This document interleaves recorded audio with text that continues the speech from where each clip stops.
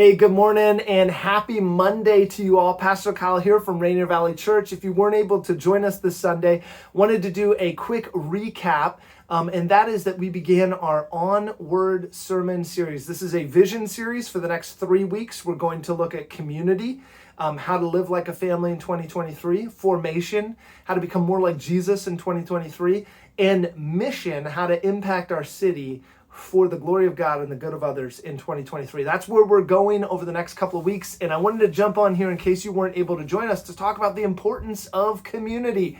Church is more than an event. It's more than a building. It's the people of God. And the reason community is so significant for us right now is we are the loneliest generation in all of human history. 3 out of 5 people reported feeling and being lonely before the pandemic. And for most of human civilization, we grew up in villages where there was proximity. Everyone you knew lived around you. Where there was transparency because everyone you knew everything about you. There were not doors, there were not windows, there were not locks. It was very, very open in a village setting. There was also accountability. Grandma was the grandma to everyone in the village. And then there was also consistency. Most people lived in the village their whole entire lives. Now in our modern Western technological world, we have none of that. And we thought that technology, social media would keep us social and keep us connected. And the truth is exactly the opposite. What's interesting is that, and all of us have experienced this, from Thanksgiving in 2020, where you were trying to, talk with grandma over the screen. Turns out it's not the same as being with grandma and getting to hold her hand and hug her and laugh with her. And so the technology that promised us connection and intimacy has really just created sort of an artificial form of it, which has left us more miserable. And so now we've gone through a pandemic that has taught us and even really hardwired us, put whole new patterns of how we live and what it is to do life. And has really taught us that people are sort of dangerous. We need to socially distance and keep away from them. And so for many of us, we had our little pod of connection and relationship. And now, by the grace of God and His providence, we can begin to reconnect with people. And we need to rebuild that muscle of community because many of us, whether we would say this or not, feel profoundly lonely. Many of us don't even have one good friend. And community is important on multiple levels. Community, the sociologist Robert Putnam said that community, your neighborhood, he can dictate the crime rates of your neighborhood by knowing how many neighbors you know their first name of. The ability to connect with others is absolutely significant to what it means both to be human, because we're created for community, as well as what it means to be a follower of Jesus, because we were commanded to live in community. And so we looked at that God created us for community. God is triune. He doesn't create out of need. He creates out of abundance. He wants others to share in the love that He has in Himself, in that triune nature. And so notice that God creates Adam and puts him in the garden, and it's just Adam and God. It's uninterrupted devotional time together. And yet what God says is it's not good for man to be alone.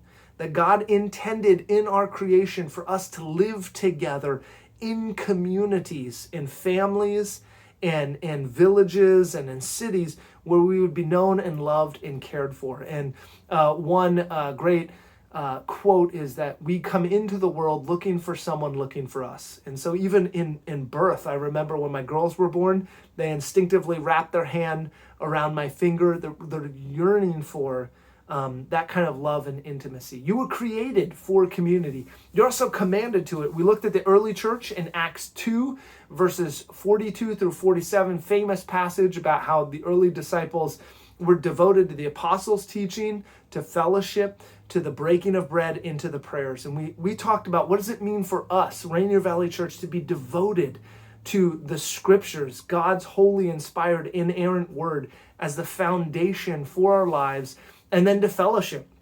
And we talked about what it looks like to love one another earnestly from a pure heart, to begin to fulfill the 100 plus one another's of the New Testament, that we're to love one another and serve one another and care for one another and so on and so forth.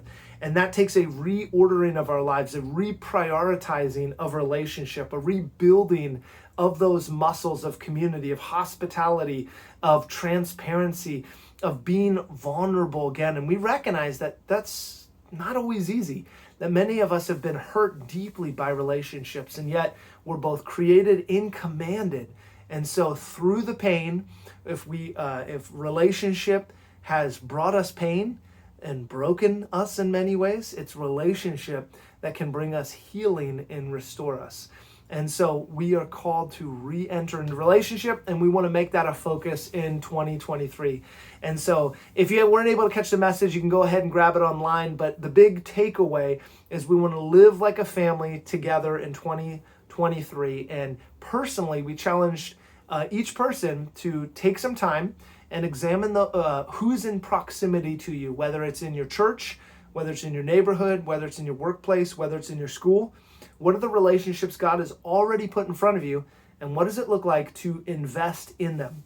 So to invite someone out for coffee or bubble tea or go get lunch or dinner together and begin to rebuild those muscles of community.